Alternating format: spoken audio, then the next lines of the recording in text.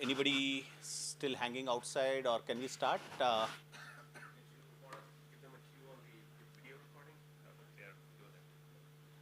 I think. Yeah, welcome everybody. And thank you for making it to this session around US GTM and in the current circumstances, particularly the tectonic shifts which are happening with the fast growth of AI and Gen AI. How the market is changing is something that we would like to share today. I would like to quickly lay out the agenda for today. And we have some very experienced and interesting speakers and fireside chats led by, I'll be giving a brief overview of the entire session. After that, Mani would be talking about, he would be moderating each of these sessions. We have people who are extremely experienced, like Anirudh, Dayakar, and Bharat, who have been there, done that. And particularly, Mani and Dayakar have spent close to about 4 decades in the US. They have started companies, they have worked with large technology companies, they were entrepreneurs, they have been helping companies scale and grow. So the wealth of experience today in this room is probably more than about 100 years of cumulative US experience. So which is what we would like to share with you. I'm Kiran and I'm a partner with Dallas Venture Capital. We have Mani, who is the CEO of Kwanzoo. We have Dayakar, who is the founder and managing partner of Dallas Venture Capital. Then we have Anirudh, who is the co-founder of Lizer, and Bharat, who is also founder of Keystone. And over the fireside chats, we'll be explaining what exactly they have done and what are the experiences that they are going to share with you. I will not reveal the secret sauce right away. I'll hold it for the fireside chat. But as you are all, how many of you are founders of companies which are between 0 to 1 million? Okay, about 7, 8 of you. And how many of you are between 1 to 10 million? Okay, pretty much the same number. Great. So I'm sure all of you would have heard in your journey that, hey, US is the place to go. US is the place where you need to build the market in. And it's a common belief the world across that unless you go to the US, you are not arrived and you aren't going to make money. The valuations change, and of course, the margins also are better in the US. It's not untrue, but that said, we all know that the rules of GTM are getting rewritten. Over the last 5 years, particularly COVID, unfortunate for many, but COVID also has shown that you don't need to be physical in a place and you can sell cross-border. Indian products have found significant acceptance over across the world, but still there are companies which have succeeded. There are a lot of companies which have tried doing it but haven't crossed the seas, haven't crossed the shores. So, and that's where we have said Mani, a serial entrepreneur, and Dayakar also, a tech entrepreneur who turned VC, and Anirudh to share this thing. And more importantly, all of us are here to make money. We do different things to make money, earn our living. But many of us are also led by a passion. And sometimes the passion also becomes a source for making our living. And that is where we, particularly at Dallas Venture Capital, one of our passions has been to help Indian companies scale and grow geographically. And that is what at Kwanzoo Mani has been doing for many years. Over the last 40 years, he has been doing significantly growing companies, and Kwanzoo over the last 15 years, Mani? Yeah, almost for the last 9 years. 9 years, okay. So this has been a passion which has also turned into a sort of our living, where we want to see Indian companies scale, grow, and succeed globally and make a mark for themselves. And there are, and I'll quickly take you through as to what DVC has done, given quick introduction to DVC. So we are almost a 13-year-old fund, earlier known as Naya Fund, and from 2020 onwards, we are known as Dallas Venture Capital or DVC. Cumulatively, we have about $150 million in AUM. Actually, I missed updating that number. Capital deployed is close to about 75 million. So every month, we have been investing in companies, and some of our companies are coming in for reinvestments. We have been participating in that too. And our enterprise value is estimated to be about 3 billion. We have invested in close to about 34 companies. I will not take you through each of those details, each of those companies. But we have had experiences. We have invested very early stage. Then we pivoted. We started investing in later stage companies. So we. If you want the mic. Oh, okay. So yeah, mic probably would be. You can grab the hand mic.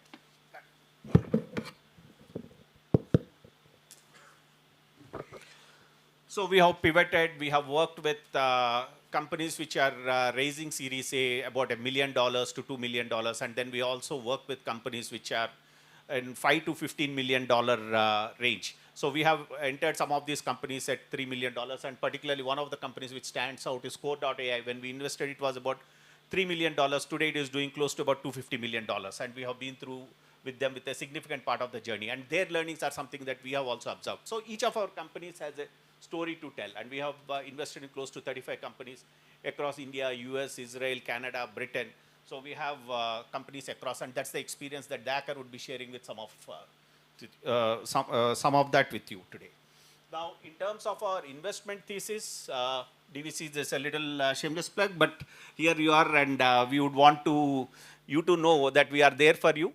So we invest only in enterprise software products. We invest in those products which are more of must required versus good to have, the painkillers that we call instead of vitamins, which can always be postponed for a later day consumption. We are tech agnostic. We invest in emerging tech. So if it is cloud and cyber security, yesterday we were there. If it is Gen AI, we are there, right? We invest across a broad range of companies, but definitely they have to be revenue making. We invest in companies which are, ideally we prefer companies which are making at least about 500K ARR, but we are open to looking at companies which are earlier also, but there are more of exceptions than the rule.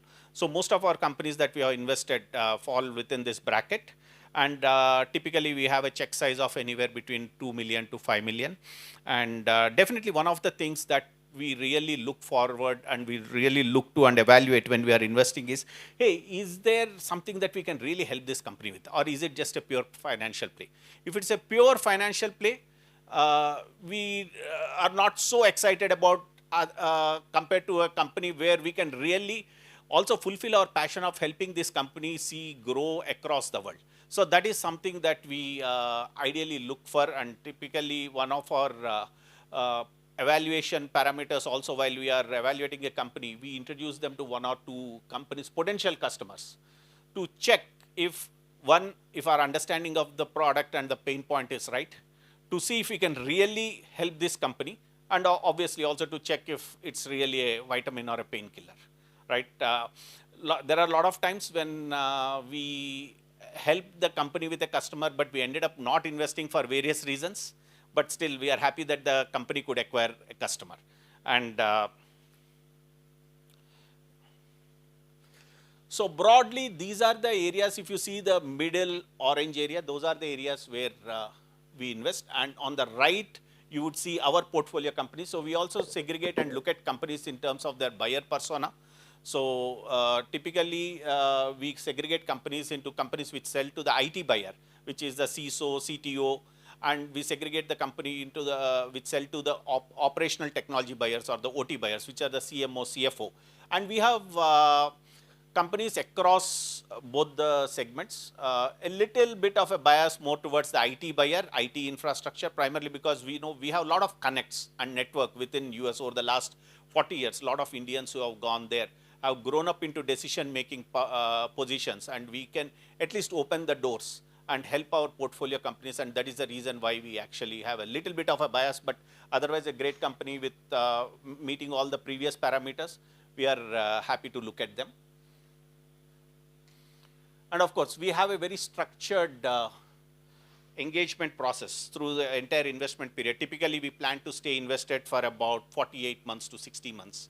So there are companies where we have stayed for much longer, as we have seen, and where we thought we can help. But we have a very structured process where we focus within our team. Also, we have dedicated folks who are actually supposed to work, engage with these companies and help them with business. And we measure ourselves as to what's the sort of impact we have made with each of these companies through the year. Last year, 2024 itself, we have made more than 90 intros to our companies, closed about 8 deals with about 1 million ARR immediately accruing, which can grow up to about 10 million ARR. And that's the value we believe not only we are adding to our portfolio companies, we are also adding to our investors. And we execute this through a global team, which is spread across both India and US, including advisors. Particularly, the team can only be so big, right? But we have a lot of advisors, some of them who are also our investors, who are very accomplished in their field.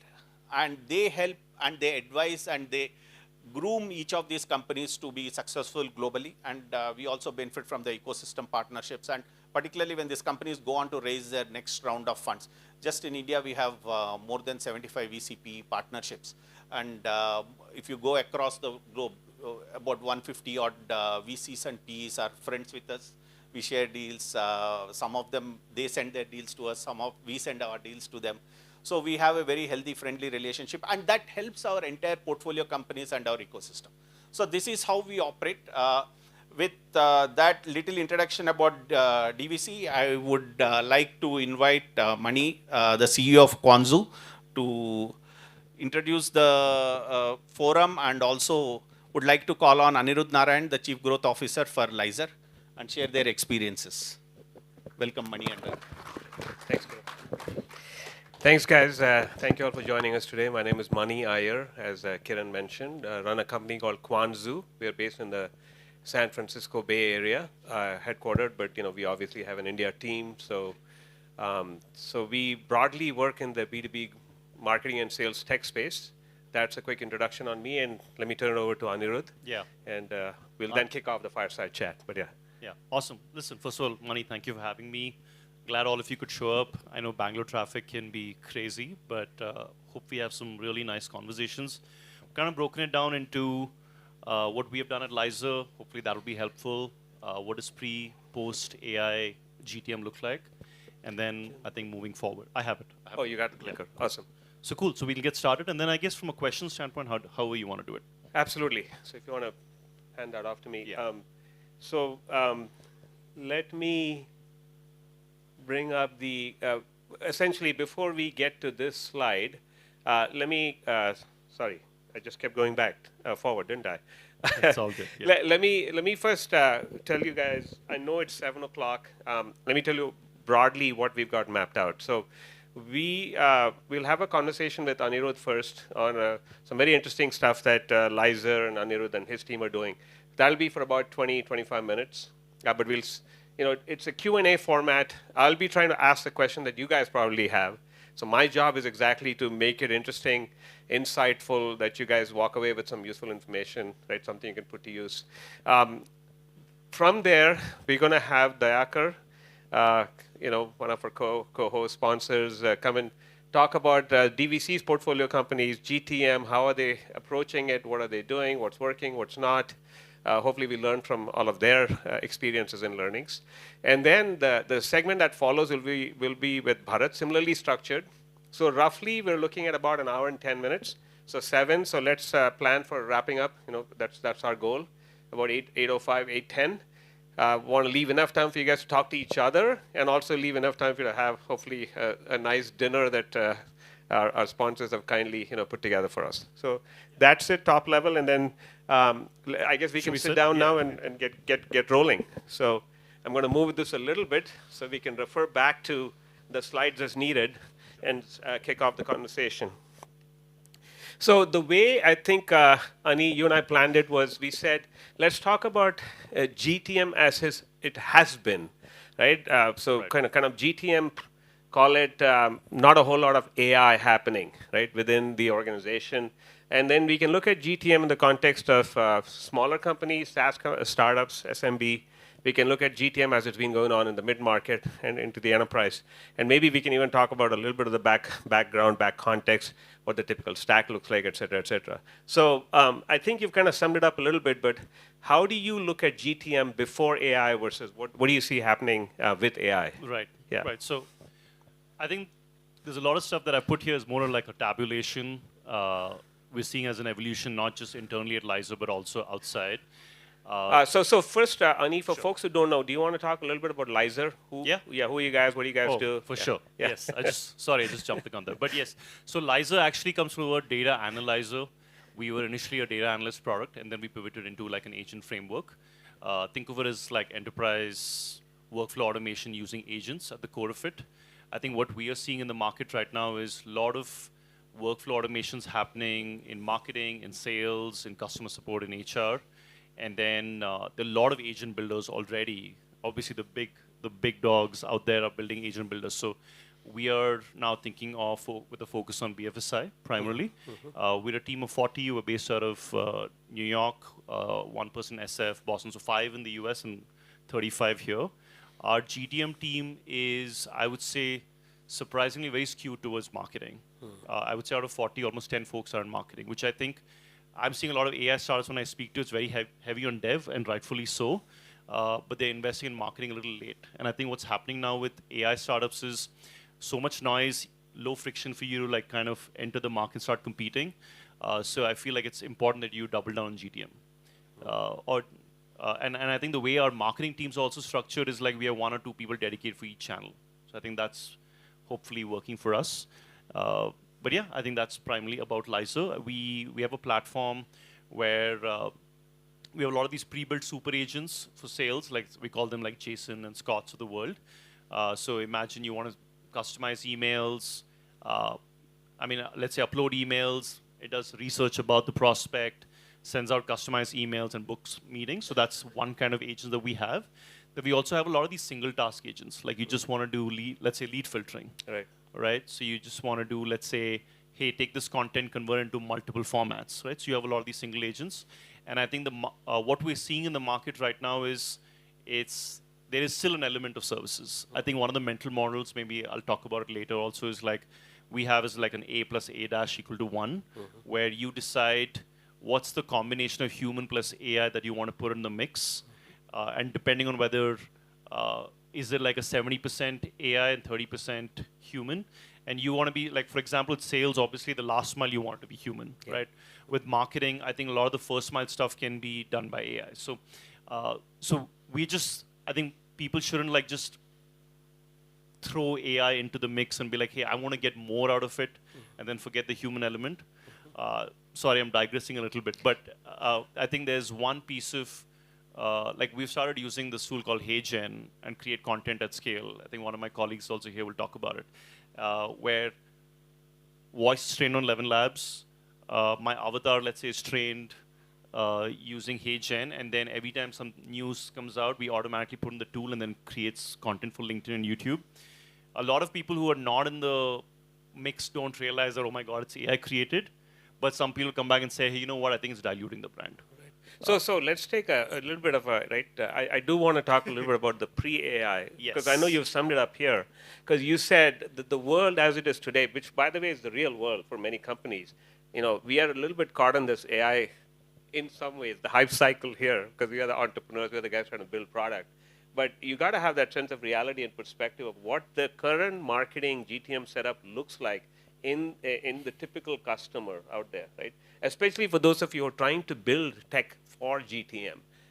Some of you are obviously here as consumers of GTM, so I'm sure you'll have a bit of a different perspective on what you want to get out of it today. But I think you kind of summed it up. So you said a lot of what's going on is many companies have lots of SDRs and PDRs. They've got campaigns that are being done manually. So a lot of manual effort for campaign managers, email managers, marketing managers. Right. You've talked about content repurposing as being hugely time consuming, et cetera, et cetera. So I think that makes sense. And so where are you seeing real world, call it applications or the AI really moving in the GTM, kind of broadly the GTM area? If you can break it down for us a little bit, in marketing, where do you see the use cases for GTM with AI that is coming in today? Yeah, I mean, because it's Gen AI, it's anything that requires generation of content. And I think that was one of the first sectors it hit. So writing became like, I think, almost commoditized because of AI. Yeah. So it started with, I would say the GTM teams that were set up were, you'll have a lot of content writers. I can tell you in 2017, 2018, I was doing SEO for clients like L'Oreal, Hair.com, Skincare.com, and they were like, hey, can we write 60 articles a month? Yeah. And we have a team of 15 content writers. and they're, let's say, taking that, and then that's an agency that's doing that, and then over and above creating content. Right. So they're very heavy on content writers, and Yeah. I think today we're seeing with AI, like content teams are shrinking. Content teams are shrinking, so less headcount, less staffing Yeah. costs in content. Content is one area. What about take SEO? SEO. So I think, Is it related? yeah, it's definitely related. I think with SEO you have, like, there's a programmatic SEO angle where you're creating conversion pages. Lots of SEO pages, right? Lots of content you can build at scale. I've heard of a bunch of companies that are doing that. So initially, a lot of agencies. Now they're like, hey, I don't want to pay the agency. I want to like have it in house. Correct. And then you have tools which is like, I can create 100 pages at scale. Got it. So content is one, which is you need to create content to get the word out, get the message out, get your brand awareness up. But then let's talk about then, you need to bring in qualified audience. You need to bring in the traffic. What about call it distribution? Get your message out. What are you seeing there? Earlier, you had teams that were, again, it's almost like humans being replaced with AI at the core of it. Sucks to say it, but I think for distribution, you had people dedicated for distribution, and now it's becoming like, hey, how do I use a combination of tools for repurposing and distribution? Got it. So, I mean, one of the things I'm sure we will talk about this a little bit is, how do you I'll get to that, which is the whole idea of, okay, if I'm investing in these kind of different areas around tech with AI-enabled, AI-powered, how are how's leadership evaluating ROI, evaluating, return on spend? Yeah, I think surprisingly they're patient about ROI in terms of revenue. I think the first thing they're like, hey, how do I cut costs? Okay. And I won't take the company's name, but they came straight to us and they're like, hey, we have 12 to 13 AI SDRs. We would consider it a win if we could reduce it by half. Got it. With these tools. Human SDRs. They want Human SDRs, yes. Scale back the human SDRs to higher productivity. Maybe each SDR is doing 30% more, 40% more output. Yeah. How our output is defined. Yeah. We'll talk about what that means. But anyway, so I think we talked about content, we talked about distribution. What about, I call it, in distribution, again, there's distribution. What are the tactics and channels that you are seeing suddenly has emerged? And let's talk about a lot of the startup founders here. What channels and tactics should they be thinking about? Should they be really focusing on? I think a good framework is, do you have the time and not have the time? Is like, are you willing to invest in channels which are slow and expensive, slow or cheap? Yeah. And then fast and expensive and fast and cheap. I think fast and expensive, maybe like Google Ads, which is painfully expensive if you're doing GTM in the US. Yep. We get 50% of our leads still through SEO. Okay. And a lot of people are like, oh, SEO is dead because of ChatGPT and Not true. Claudes of the world. It's just like, go to ChatGPT, switch on the globe button. You'll see citations of your articles potentially show up. Yep. Right. So it's becoming like microcosms of like 4 or 5 search engines out there. So that was very insightful for me personally when I think you mentioned that, because typically you think of SEO, you think only of Google and people searching on Google to come to your site.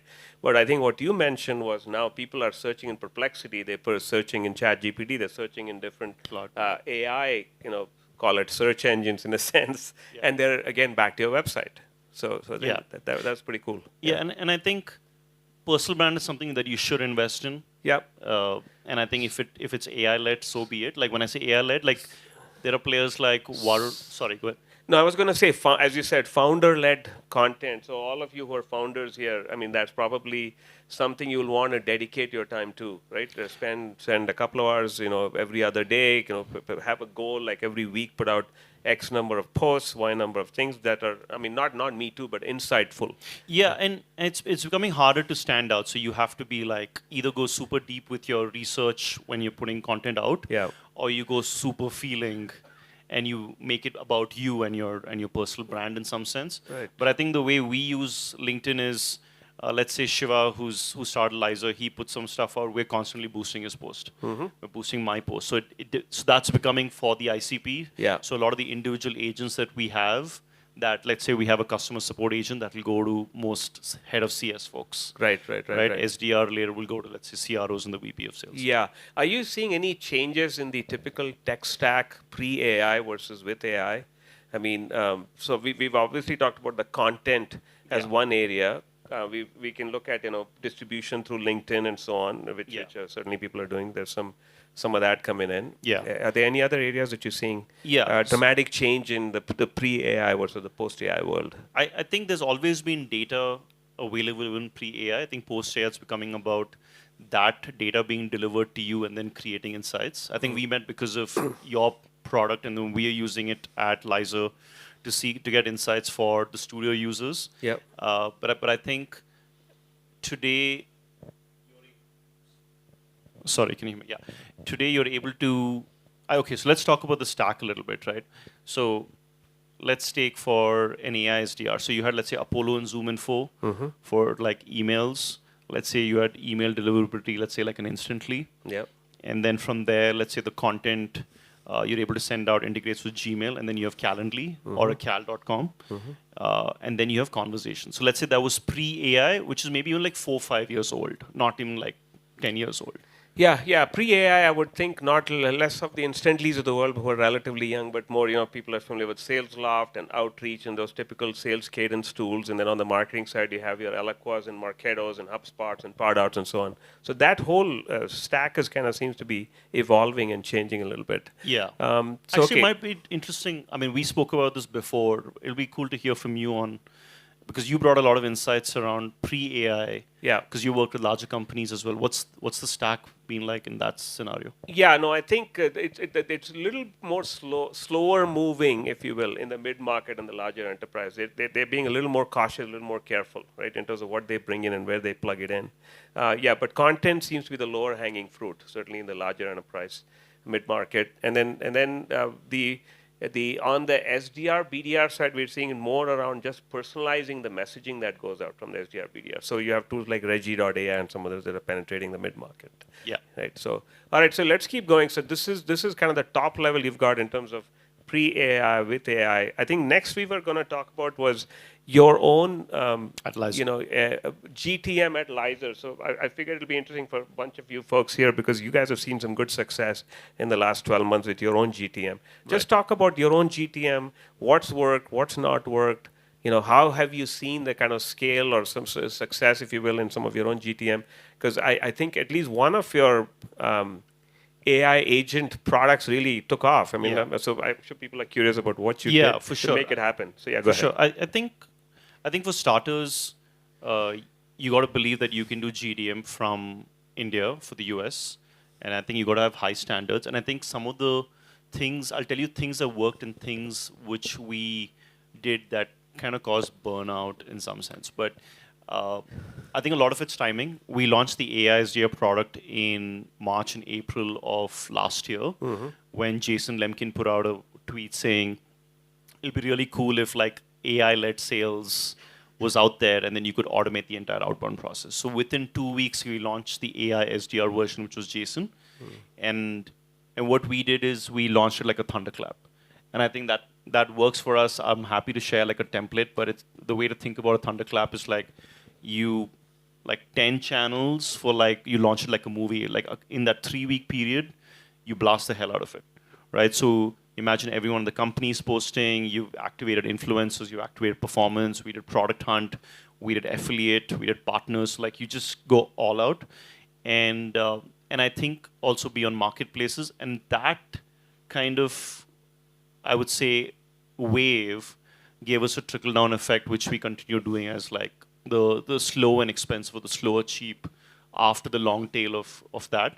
But I would say at one point in time, we were doing 25, 30 articles a month. We're spending $3,000 to $4,000 on performance. Influencers, we activated, I think, close to like 15 influencers on Instagram and let's say like 15 influencers on LinkedIn. And we didn't spend more than $3,000 on those influencers. So that to me was very interesting, right? I don't know if you guys have tried that, but I think what you're talking about is figure out people who have a good amount of kind of a follower network of their own that maybe mirrors or matches your ICP. Yeah. And then get them to be willing to kind of boost your posts on LinkedIn and channels. Yeah, so I think the way we were looking at it as a framework is, hey, there are activities for brand and conversion, then conversion. Right. From an influencer standpoint, it actually didn't matter so much that they were ICP, their followers. It mattered more that they had a following in AI. Got it. So we did a lot of that push, and then it became brand plus conversion, which is, hey, this is us versus a LangChain. This is us versus Crew AI. So we put out a lot of that kind of content. Got it. But I think it helped that we were maybe bold at the core of it. Not like we crushed it, but at least that wave helped. Yeah. And I think I would attribute more to the wave, and then we just making sure we check the boxes. Got it. So because I know that there was a whole craze around AI SDRs that kicked in, in early March, April, May of last year in 2024, and looks like there's a few companies that broke out, and you guys are certainly one of them with your JSON, is what you called it, right? Right. And JSON. So AI we SDR. launched JSON, and then we said, okay, this is interesting. Should we do one for marketing? So we launched Scott. Right. Inspired by Scott Galloway, that we did the AI compare analysis. So we did a lot of So the marketing one was focused on what? What exactly? So that was automating workflow for you. Let's say you put in a set of keywords or a topic. Yeah. It can create a blog. Okay. And then repurpose that for Twitter, LinkedIn, Facebook, Interesting. Medium. Got it. And that surprisingly didn't have the same uptick as JSON. Got it. So that became, and we spent maybe double. The effort. And we literally made sure we had an activity every day, but we literally got the same number of leads, if you want to call it. Got it. So that's a timing attribution there. Yeah, okay. We should talk about GTM because each of these is a different product and it's a different persona, a different target audience. And that was the exhausting part I was telling you about. We were doing 0 to 1 every month, and I think after some time we're like, hey, this is not a good idea. Got it. Because I know you went off and you guys built more of these agents, but it was targeting different personas. You guys did one for HR, I believe. Is that right? We did one for HR. But I think the learning right now, I'm sure a lot of you folks are also maybe facing it, is it's becoming about, hey, you have a stock agent plus some layer of services. And I think as long as you're providing the workflow, improving reliability, making sure they're happy with the output, because it doesn't matter. Like, I think sometimes we speak to investors and they're like, hey, have you integrated DeepSeek? We're like, yes, we have. Which is good but I think they care more about listen, is it giving the output? Is it absolutely safe? So yeah. So let's go on to the next question, and then we're going to open it up for audience Q&A, right? So we want to hear from you guys, right? It can't be just us talking. So we'll flip it over and have you guys, chime in. So I think next up was really a little bit of looking forward. So in 2025, what do we think is going to, just looking ahead a little bit, right? I think when we do the session with Bharat, we'll talk specifically about this quarter. I know Bharat has some good input and ideas there. But how do you see kind of this quarter, next quarter? How is it shaping up in terms of what is real, right? Forget the hype, because nobody, there's a lot of hype going on, right? Forget the hype. What can we really practically do in terms of any kind of tools that are a little more mature? And in what parts of the GTM process can you plug in these AI-based tools, right? I think that would be probably what would be most interesting for this audience. But yeah, go for it. Yeah. I think where you can absolutely plug in is something where the data is not very sensitive. It's potentially internal. Like, for example, for your tool, it's, hey, I'm getting this data about someone coming to my website. Yep. I will pay for it because it helped me, let's say, for my GTM process. But how much of it is, it is sensitive data from a place of like, hey, I'm getting, like, you have to make sure your cookies aren't, like, you have all the terms and conditions signed and stuff. But it's AI there, people will be like, take my money. I think the place where they are like hesitating a little bit is, for example, on the banking side, hey, can you process this loan? They're like, oh my God, is this data, where is it going to go? Can you host it locally? What databases do you connect with? So I think there's a lot of like back and forth there. But I think for 2025, I mean, if people haven't spoken about agents enough, it will be about agents. But I think what you will see as an evolution is most people today are like, they need to be educated on, so they don't know what they can imagine in terms of workflows. Yeah, so let's keep it, maybe we can look at it in two scenarios, right? One is if you all as founders are trying to figure out what tools can you use to boost your own GTM and get more prospects, get more customers. In that context, let's talk about that first. Yeah. And then separately we can talk about, in terms of, you are obviously offering your own solutions. I mean, we won't be able to tackle a whole lot of that given the time constraint. But I think you specifically said in terms of your GTM, you talked about content and creating content at a faster pace is one clear area. So if you guys aren't doing that, please consider doing that. Second is reaching out to prospects Outbound. with more personalized messages, be it through the email channel, be it through the website, the LinkedIn channel, be it through voicemails, voice calls, and scripts. Would you agree? Those are a Yeah, couple of for sure. low-hanging fruit, quick opportunities for people to do. Yeah. Are there any others? I mean, the website stuff I know you brought up, but that we don't consider. At least we have a couple of products now, but it's really about identifying who showed up on the website down to the individual. So it ends up being a warm lead that your sales team can pursue. And then you can figure out are these folks within your ICP, are these folks who are personas that you need to go after, and then we kind of are feeding warm leads for your sales team to pursue. Yeah. But what else? I mean, are there anything else that we haven't Tooling talked stack about? specifically. Tooling stack specifically, right? Got it. Um, Anything else comes to mind, or I think the repurposing is also important. got it? So Right, you have so- some kind of long form video, you have a webinar, maybe this events content, for example. Yeah. Making it bite sized, making it snippets, and figuring out how to make it interesting and repurpose. I mean, I'll tell you internally, we are using, we have tools for everything, but we spend a lot on tools, which I think is, we got to figure a way out for AI startups to make that cheaper, Yeah. right? But for example, for enrichment, we're using you guys Yeah. on the studio. We use JSON as an AI SDR. Sure. But obviously, like integration with Gmail, we're using a lot of these agents that we have built for content creation. But HeyGen, I would definitely look into HeyGen. It's still early days Yeah. to start using it. And HeyGen is for video stuff, or Video creation, like Mani, Video. you could put in your 2 minutes of video content in, and Yeah. then add any script. Got it. And then you would essentially be able to, it'll create an output with your lip movement. Oh wow. Okay. Right? And then if you get your editing down, Yeah. you could essentially make sure like you show up later in the video, it doesn't even seem like it's AI created. Yeah, there's all kinds of creepy stuff starting to happen, guys. I Yeah. mean, I saw another one. There's another company in the Bay Area where actually you could clone yourself. So meaning you're not on the sales call. But it's your face, your voice, and it's all the scripting you've done. And you've fed a Google Doc with a Q&A. And imagine you're answering questions in a sales call, and then you're not even there. So Yeah, parents are screwed. I don't know how far along it is, but anyway. So let me pause now. I think we need to open it up for Q&A for you guys because I want to Yeah. keep things moving and stay on track with the time available. So anybody have any questions? You guys want to chime in?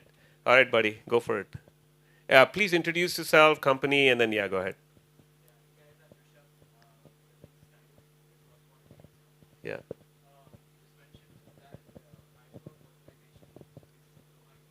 Yeah.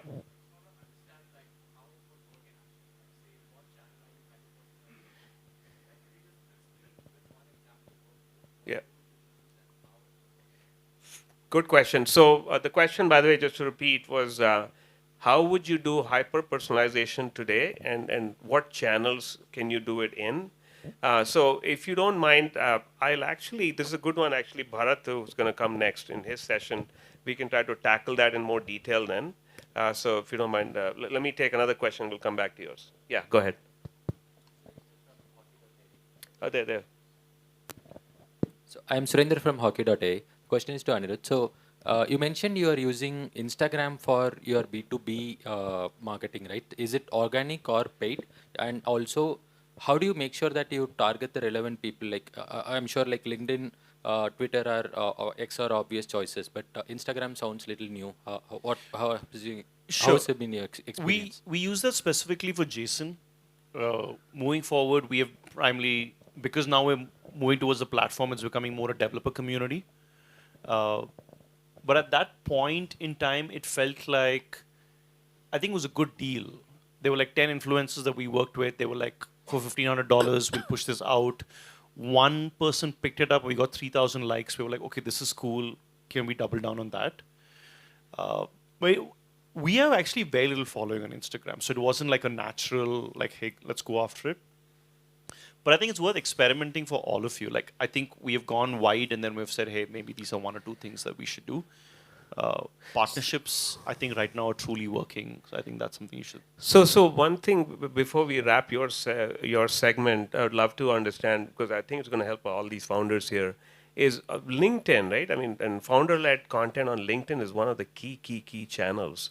Are there some tips and tricks for these folks about how do you get that juice in Yeah. terms of your content is getting picked up, your post is getting picked up with a lot of, call it likes, and more than the likes, it's exposure to your ICP. We've tried a bunch of things. So I think one is we use a tool like Dripify, where you can automate, Got it. right? Yeah. Like Dripify is more outbound messaging through LinkedIn to your key personas, to your key targets. I get that. So I think the way to think about it is I think not HeyReach. I think it's HeyReach. HeyReach and Dripify are a couple of the key tools. But yeah, go ahead. Yeah, I mean, and let's say I'm adding 600 connections a month. Yeah.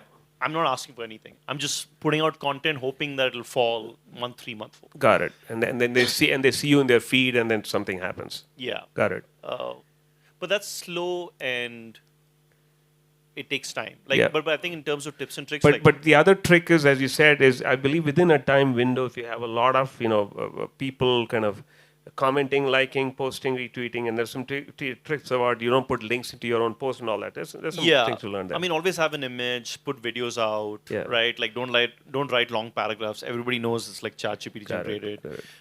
What's your take on all this? Call it lead bait. People are putting out. They say, connect with me, DM me. I don't do that, by the way. I'm not a big fan of that, but I don't know. Have you tried that?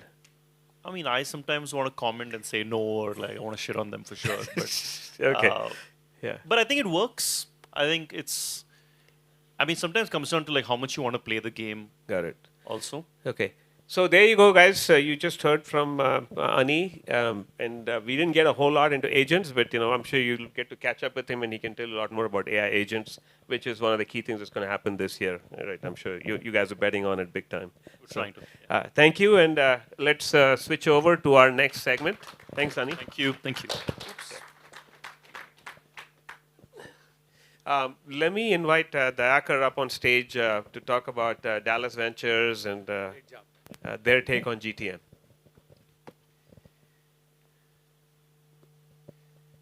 So Dayakar, thank you for joining us. How do you think about GTM when it comes to your portfolio companies? And here are, of course, 3 questions we've teed up for us to talk about. The first of them is essential ingredients for India-based startups to succeed with US GTM. What have you seen as important? Sure. From the get-go? Thank you again. Mani, I know we've been talking for almost 1 year. Yeah. We want to do a session like that. Finally, I was able to come here and do. Thanks for all of you coming. I know you could be coding or maybe drinking, partying, whatever you could do. But thanks for coming and meeting us. So just kind of give you my experience as a founder. Luckily, I didn't have to do GTM from India. I started my company in the US itself.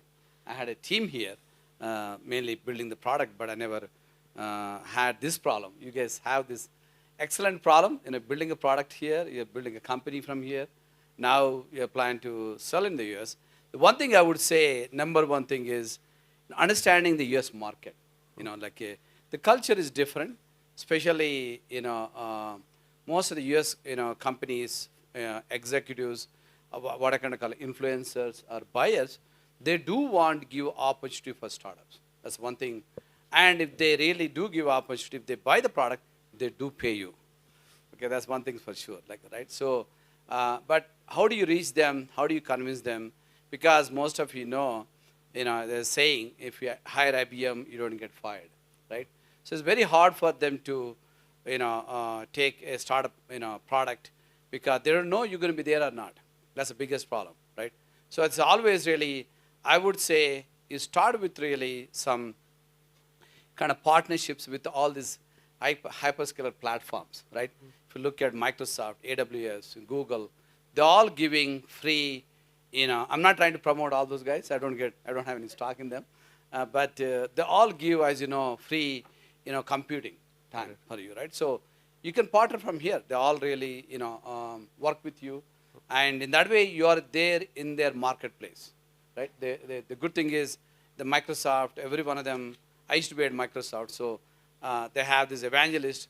Their goal is to work with the startups and other companies, how you get on the platform, promote them and all that. So that's one way, at least, you're there, because when this buyer or influencer in the enterprise looking at, they are going to go and Google. They're not going to just listen to you, and they're going to see where you are, and are you showing up in any of these places. That's number one. Kind of get some messaging out, really use this freebies to get your name out, because it's very expensive for you to, as you just talked about, putting Google words and all that is, don't even get there first. In my opinion, just kind of make sure like you use this, what I call this big, elephants, just being a pimple on the butt of an elephant. That's the way I look at how you get to, the attention from these people. Other thing also, if you are enterprise software, I know most of people, I also did not listen to people when I was doing my company, enterprise software.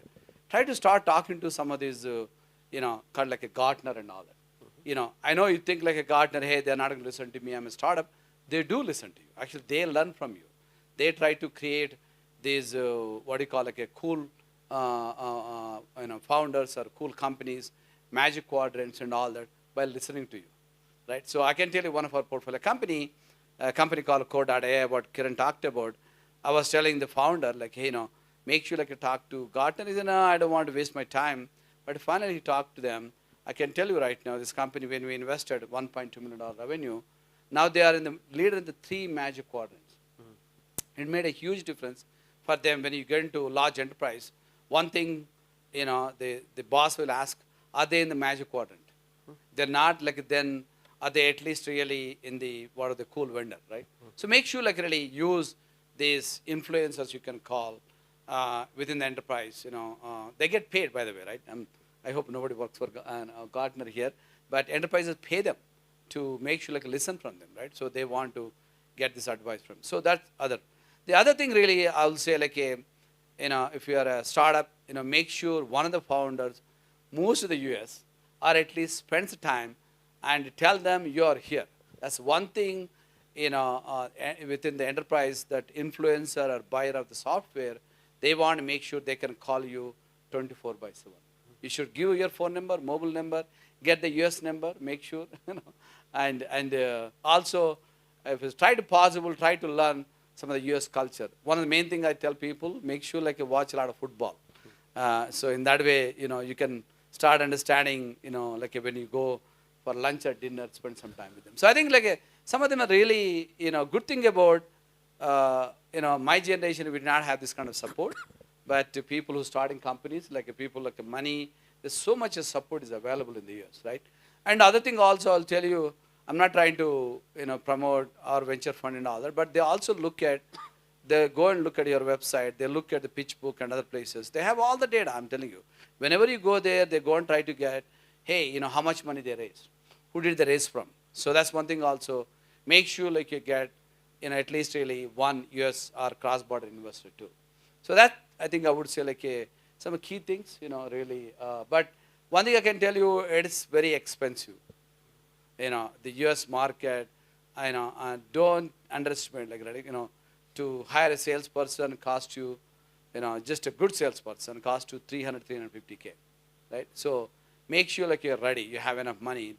Just don't go and say, I'm going to try and see what happens. I can tell you, within our portfolio, 4 companies failed. I don't want to name those companies, but they were trying to outsource. They want to sit here, but they want to hire a VP of sales. That will not work. I can tell you, like the most of the time, you will never get a best sales guy, best sales head, because they want to work for really the companies which already been successful, right? So they go as a wolf pack. Once you get to Series A, Series B, then you can go and hire head of the wolf pack. Then they'll get you the rest of the team.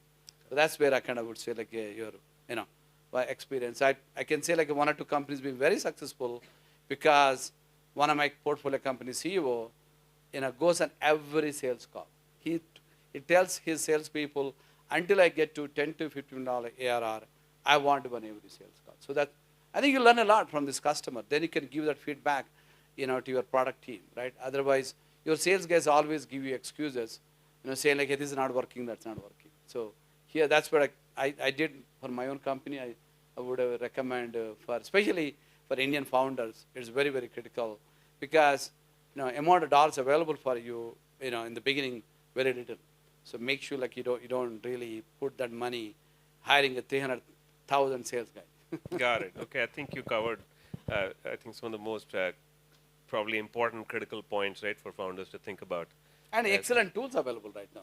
Yeah. What I heard like from Mani and all of you, Right. there's so many good tools available with AI too. So Correct. So I think, in fact, that was the lead into our next question, which is anything you want to share with the team, with the folks here about how AI is maybe coming into play for GTM at your own portfolio companies? yeah, it is huge actually, especially we test our portfolio companies right now. Right. What it's kind of funny. I saw that chart what you had before Gen AI and after Gen AI. Yep. What they were spending, how many people they had, SDRs and all that. What they have today. Yep. They're not really showing that cutting down number of people.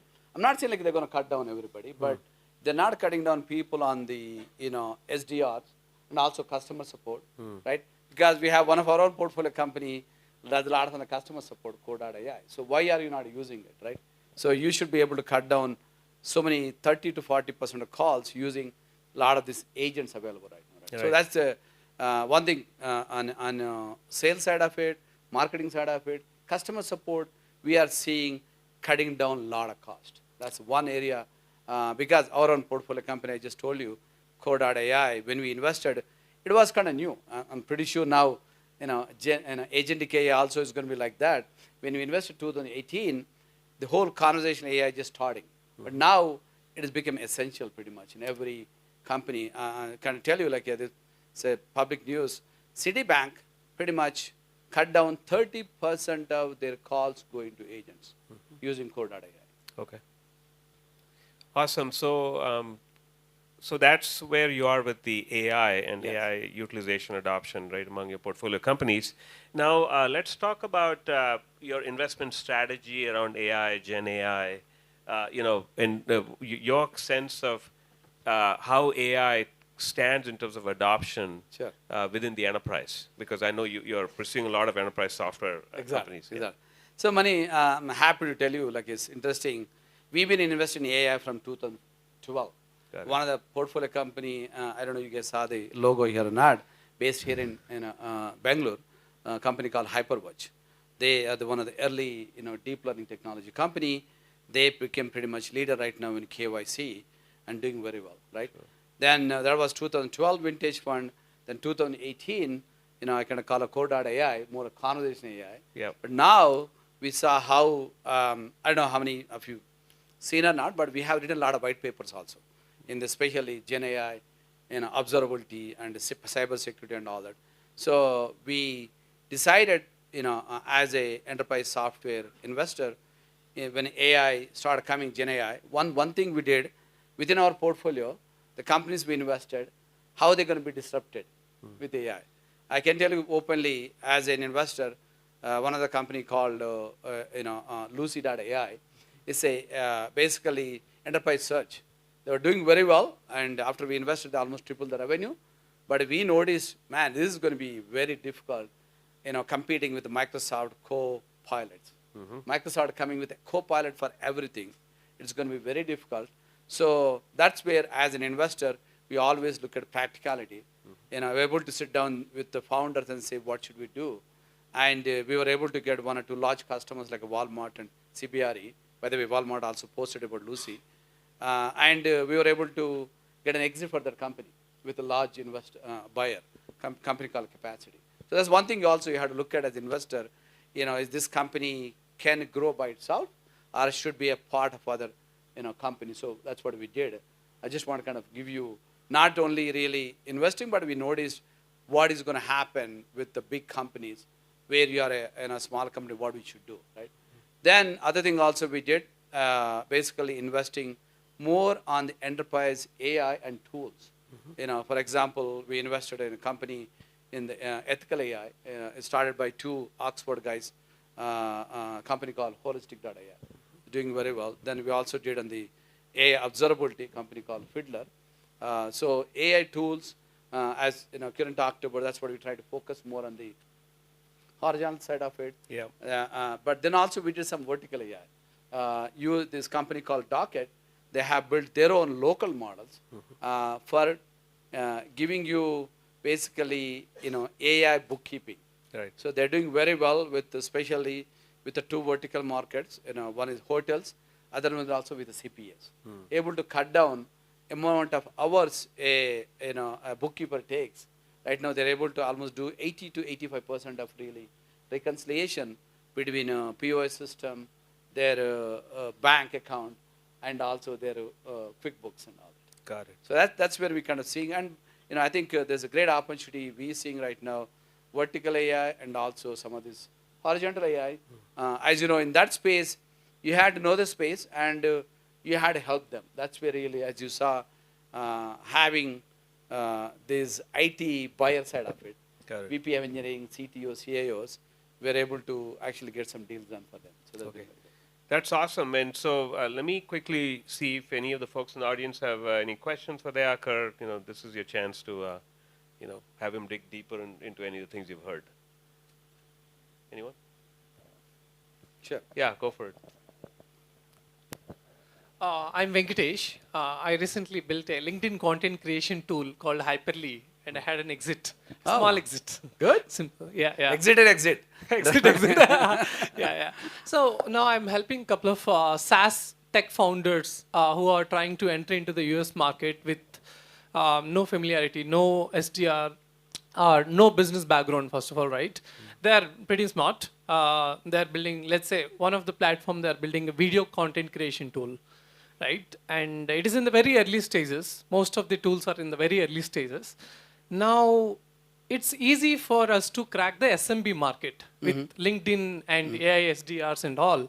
Anything under $1,000 to $2,000 account ACV of the year, right? Sure. But if we need to enter into the mid-market or enterprises, even I'm like hopeless unless I sit in US. It's I have no idea, honestly, Sure. right? But my promise is to them, hey, I will at least try to get 5 to 10 potential customers from this particular market, and most of them have the target of 250K ARR kind of thing, right?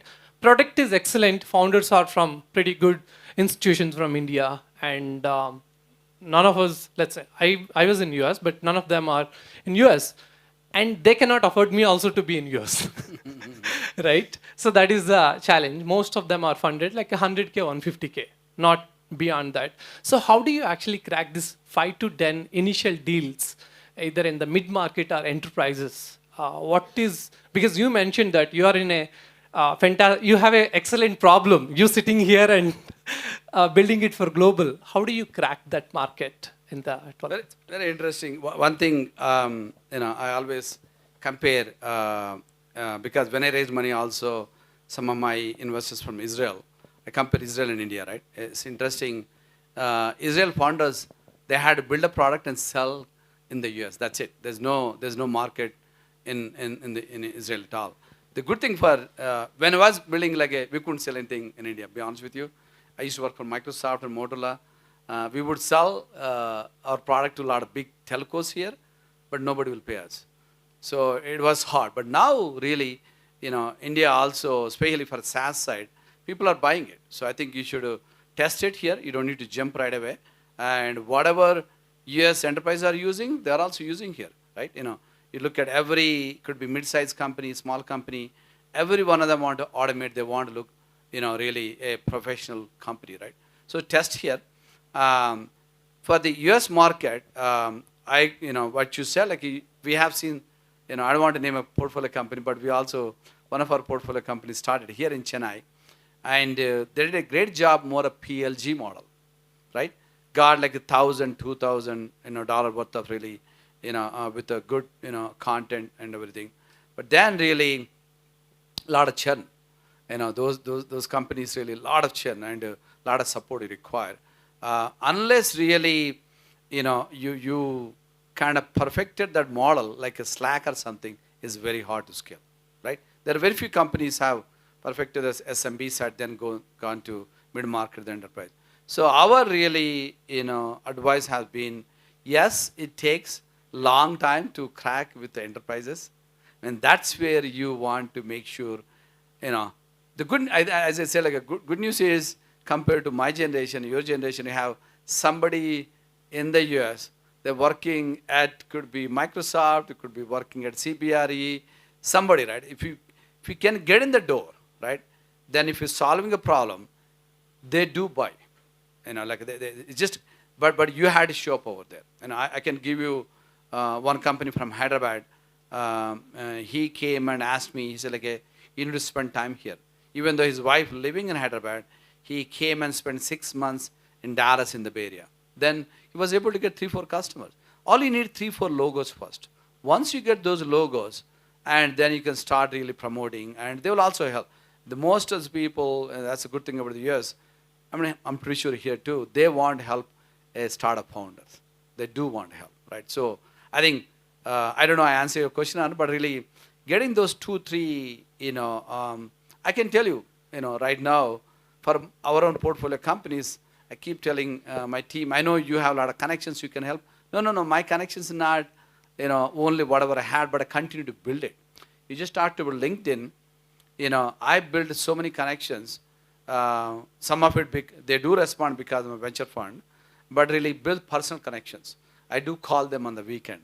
And so many connections you can build like that. People respond to you. If you say, write a story within LinkedIn, as talked about, right? Send them a LinkedIn message. Here's my company. Here's what I'm doing.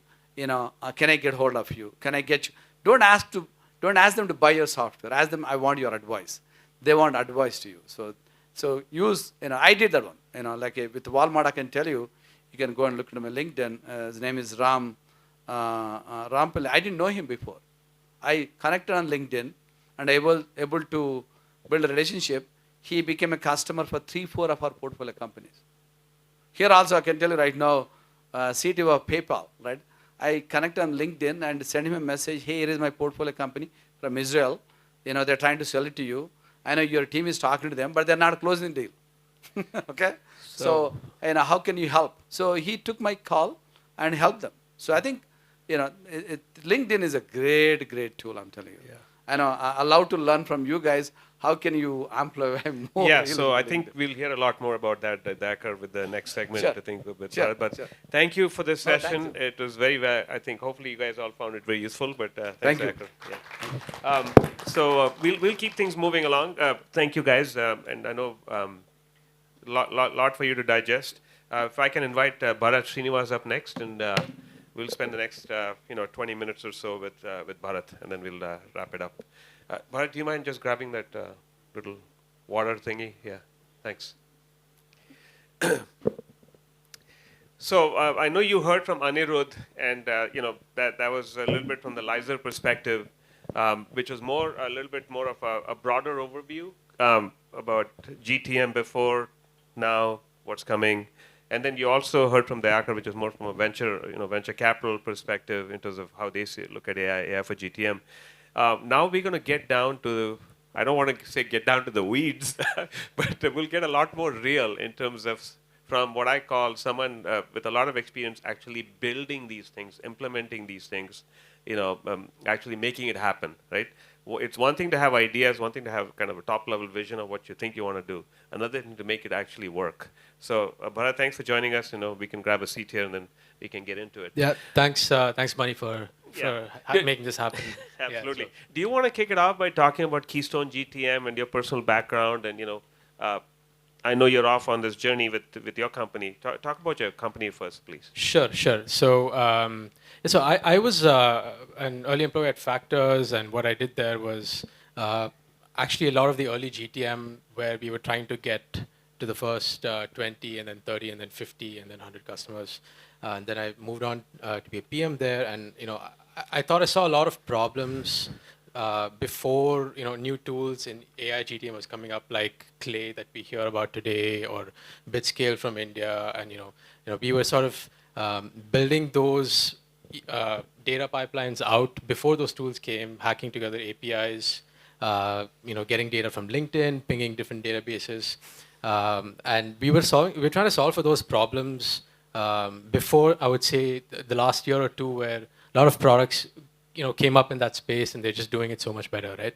So it's been very cool to see, and I saw a clear problem there where my stance has always been, if you can help someone figure out who's in the market for what you sell today, and then you help their salespeople, be more productive in terms of increasing the number of meetings you're able to book a month rather than using maybe AI to bring in a deal in complete automation. So that arbitrage, I would call it, was how this started.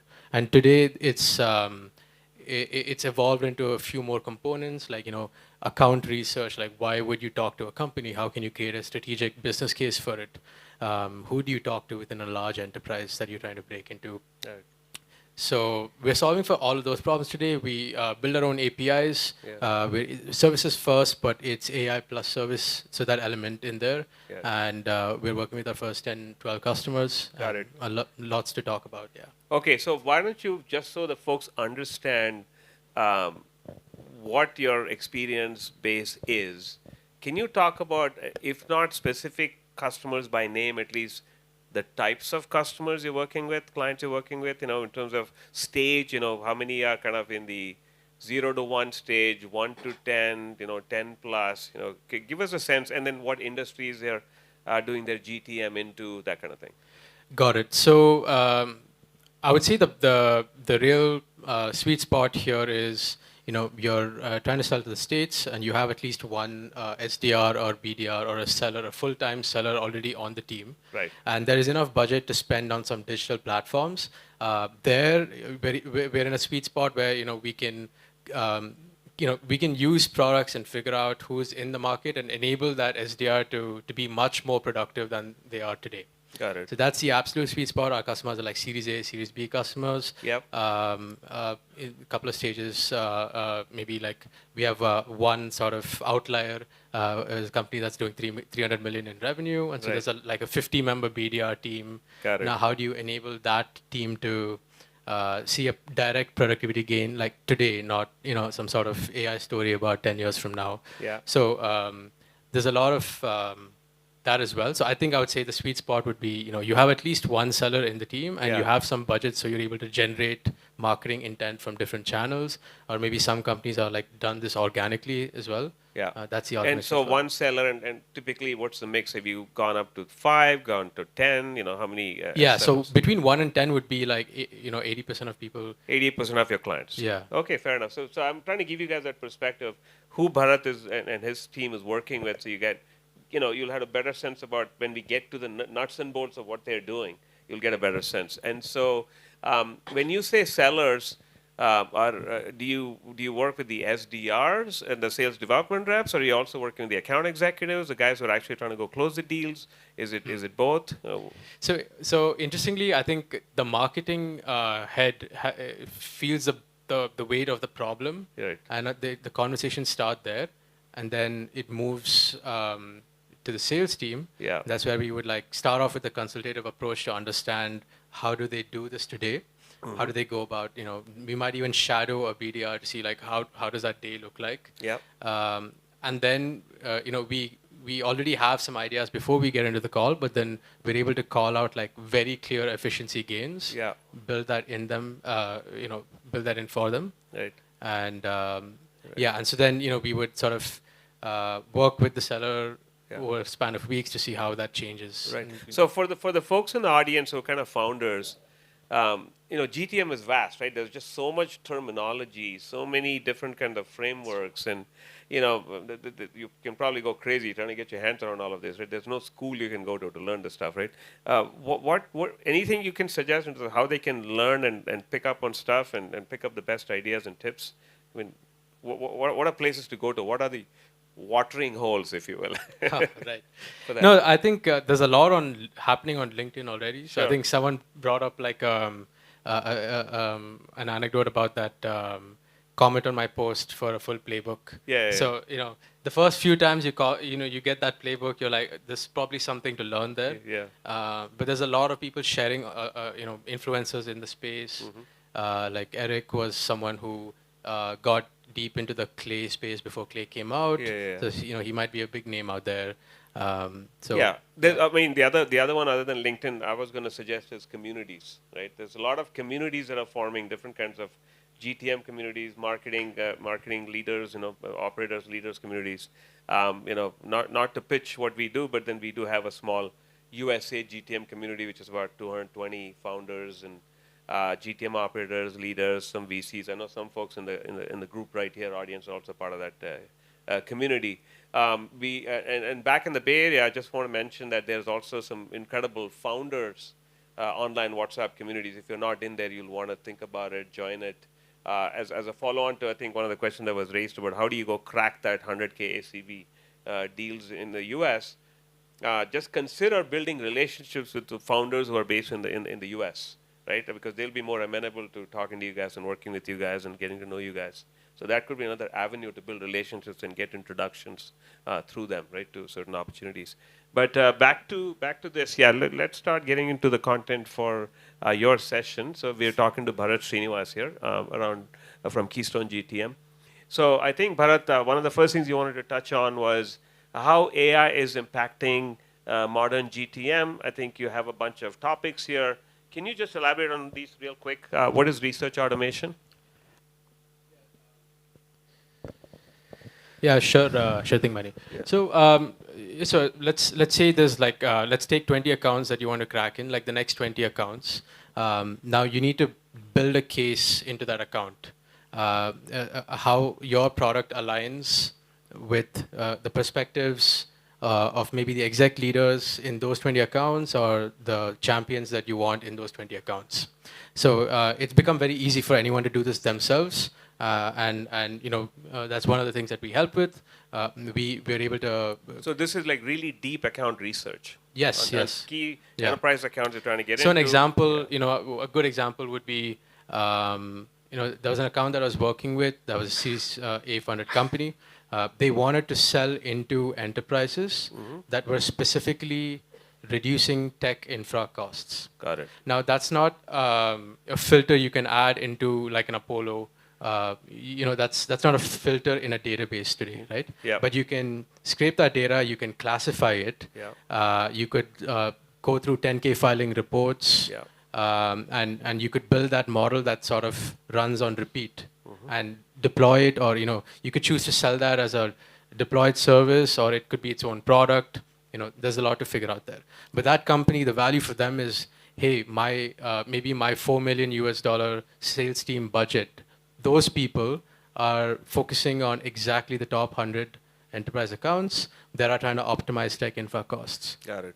Now, previously they would have needed a research team to make that happen. Yep. That's something that we can do today without a research team and with more precision rather. Yeah. Understood. So this is deep account research, one use case. And I'll just go on to the next one. So you're talking about signal qualification. What do you mean by that?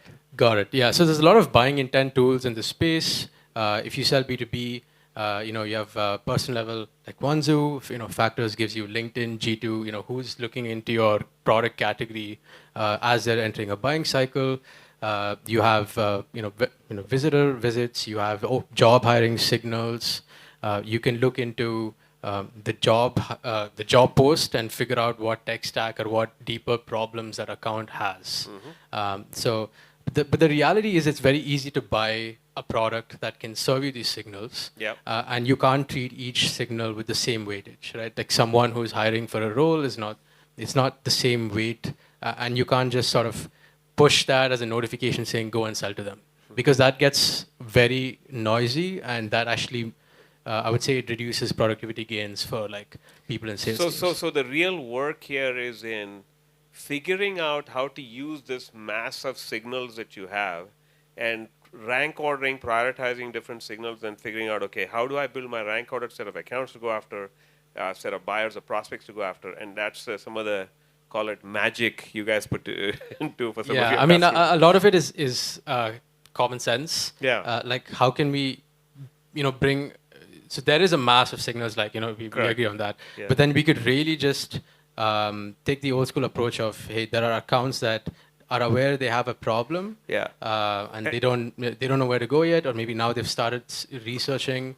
and maybe now they know you exist and they're comparing you against some alternatives. So, and what is your process in terms of when you go into a new client of figuring that out? I mean, do you go interview some people? Do you go talk to the best seller in the sales team? Do you go talk to the head of demand gen? I mean, I'm trying to understand, like, how do you gather the information and insight that you need to then go program in? Got it. Yeah. What's interesting is the sales team will say something completely different to what product says, Yeah. which is different to what CS would say. Got it. So, but a reliable thing to look at is, hey, what is like? Why is that target account list selected? Like, why is the company going after a specific target account Yeah. list?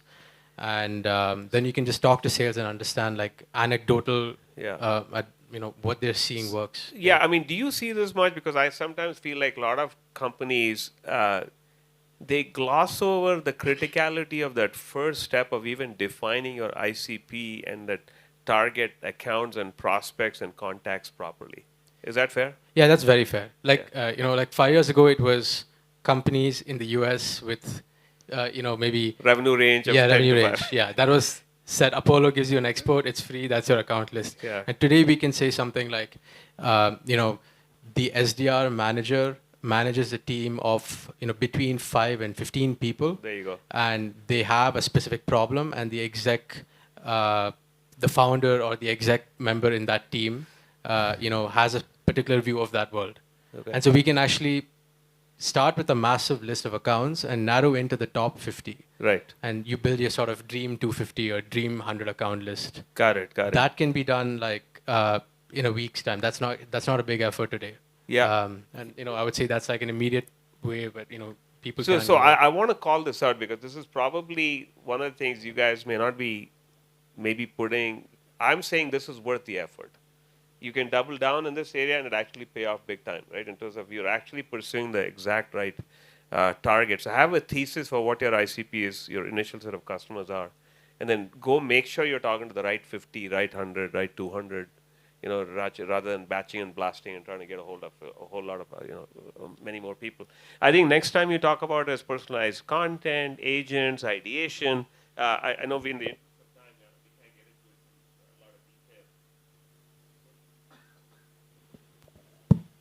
So do you want to kind of sum it up real quick? Like, what are the key takeaways for folks here? Yeah, sure. I think there has to be a reason why sales and marketing are going after a specific account list. If that reason is locked in stone, then it might be as simple as saying, let's have some tools in place to track intent from that dream account list. Let's have the exec vision planned out for each of those accounts. Yeah. Let's position our product offering and how it complements their world. Got it. And then how do you introduce, like how do you have a conversation with them where you're giving them value first rather than trying to get a meeting? Fair enough. So I think that might be a summary of the slide, yeah. Got it. Let's keep going because I know you have a couple more to run through. Sure. So this one is all about ICP modeling. You're saying you can use LLMs for that. You're talking about rules, action plans, enablement. Can you? What are the points you want to make on this one? Sure. So I think one of the interesting things we tried. We also tried building out an API in this, and it's currently deployed. I would say it's taken for granted because we didn't sell it as a SaaS kind of model. Got it. But what it does is it's able to do an account research for different accounts and people who are in the market for what you have. Okay. And it's able to tier that and give it a level of priority. Interesting. So that used to be a research team. So that's like an instant gain. So you're able to define on the same vectors that we just spoke about in the last slide. Yeah. That's now happening in real time for like let's say who's exploring your G2 page, who's exploring your a very specific lead magnet. Yeah. You get that information and you can now research them. Are they in your ICP or not? Are they tier 1, 2, 3? Why are they in each of those tiers? All of that. And can you speak broadly about the kind of tools that are part of this process that you're able to implement? I mean, use Clay as a part of this? Yeah. So Clay is great. It makes things easy. We were doing this before Clay. And there's also lovely tools like N8N where you can build this out. Clay is great because it allows you to make a lot of changes really fast, and it kind of mirrors the way teams work, sales teams work. Like a lot of, I would say, at least what I've seen is that marketing, they might make a decision and they stick to that decision for 6 months to a year. In sales, a lot of flows are changed, a lot of experiments are made fast, and so from that perspective, Clay has been the winner. For those who don't know, can you describe Clay in a couple of sentences? Sure. So Clay is like Google Sheets, but then every cell, every column can make an API call. So you're able to talk to multiple data vendors and write business logic over it. Initially, Clay pitched personalized emails at scale. Everyone tried that. I think some early movers got an advantage out of it.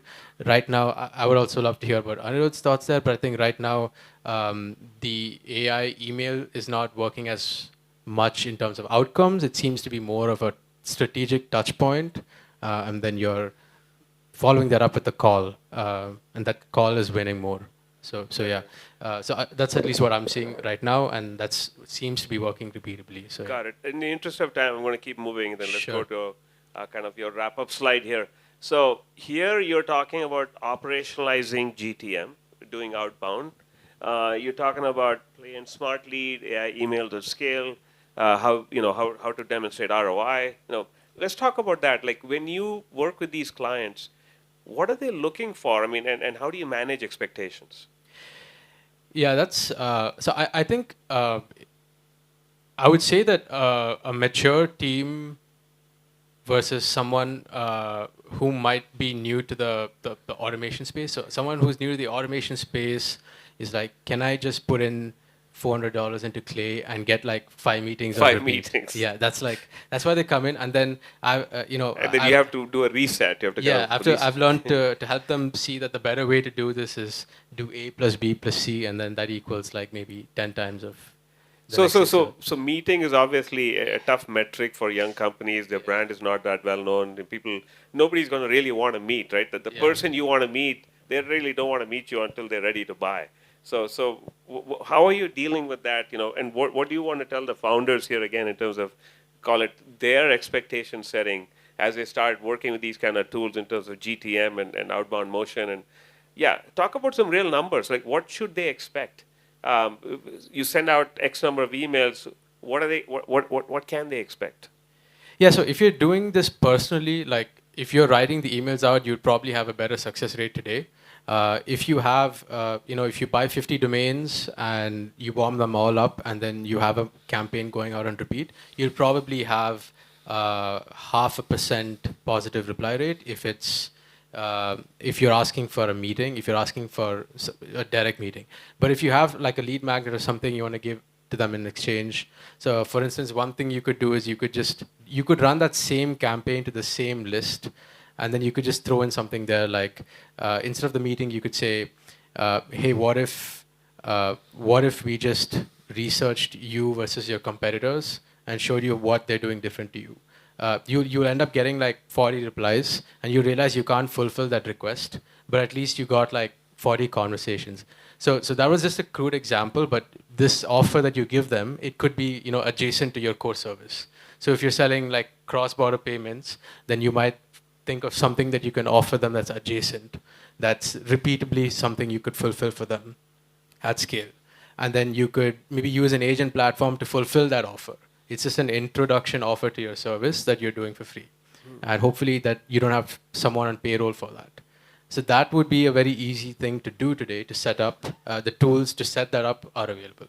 And a higher percent of that would funnel into maybe like. So thanks for that. But let me just, because I know in the interest of time, I got to start wrapping this up. So final question for you, the same that I asked Anirudh. As you look at 2025, this quarter, next quarter, where can we expect AI to start coming into play more and more in terms of GTM?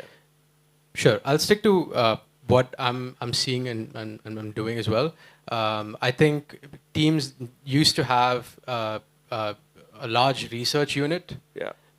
And we're seeing teams that had 1 or 2 or 3 full-time hires doing research. hopefully moving on to a higher value-added role because Right. the products that we're able to deploy for them, They don't need those guys doing research They anymore. don't need that, right? So then, so that's like a very easy. I would say that's a very easy starting point. I'm seeing teams use like agents for performance marketing, which is interesting. I'm not involved there, but I know that I recently saw some like Got it. good stories there. Got it. Yeah, allowing. So if you have a baseline for how many demos or meetings an SDR, a full-time SDR books, giving them the right account research, who to focus on, what to talk about, that is seeing like you're instantly seeing that they're able to talk to like 2 or 3 times the number of qualified high-fit prospects. Yeah. The thesis is that they're not spending 70% of their day doing all the research Makes sense. and all the stuff. So Yeah. it's just being given to them, and so they're enabled to do better work. Yeah, interesting. So, because I know from Anirudh, you guys heard more of the marketing use cases and how AI, can help with marketing.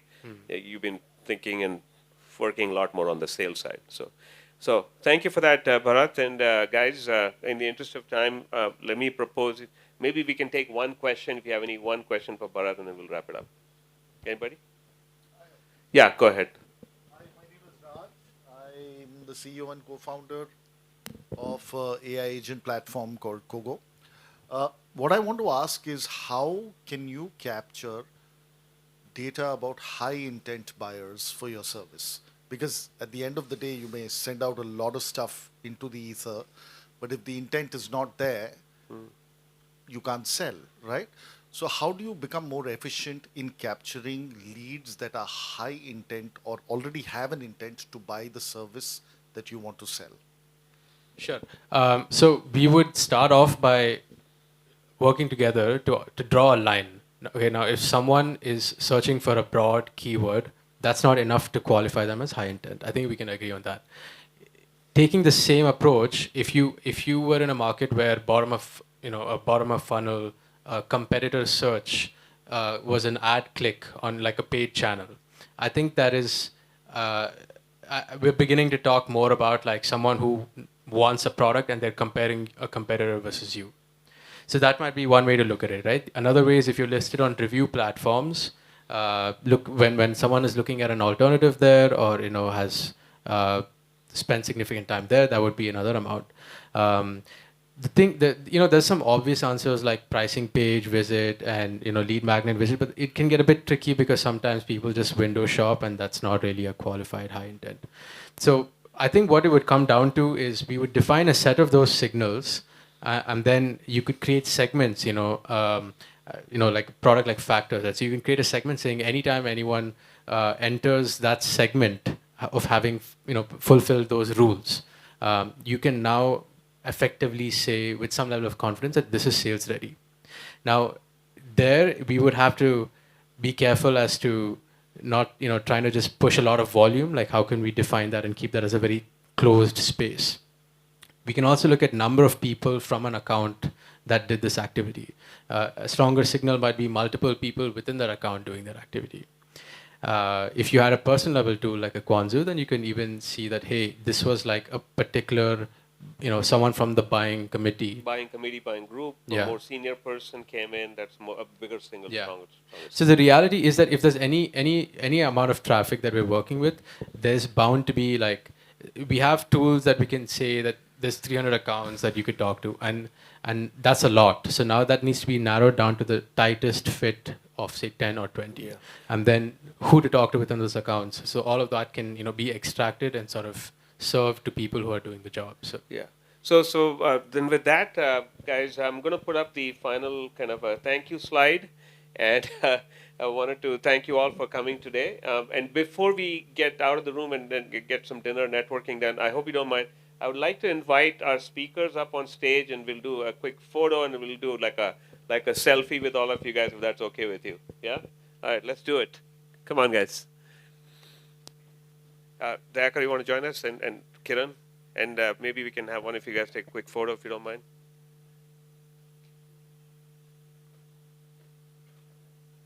Do you want to grab one?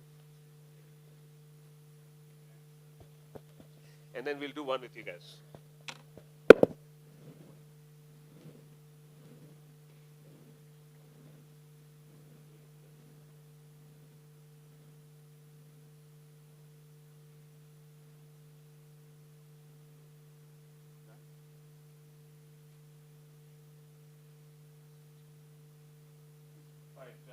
Let's do a quick. You got on a camera. Let's do a selfie.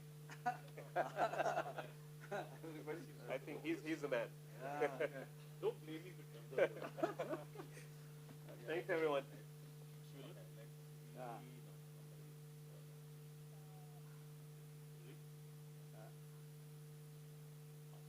All right. Final point. You're welcome to join. We do have an online community, the USA GTM Community. We can continue the conversation after the event, and then we'll do occasional, like a Zoom call or webinar, what have you, to stay in touch.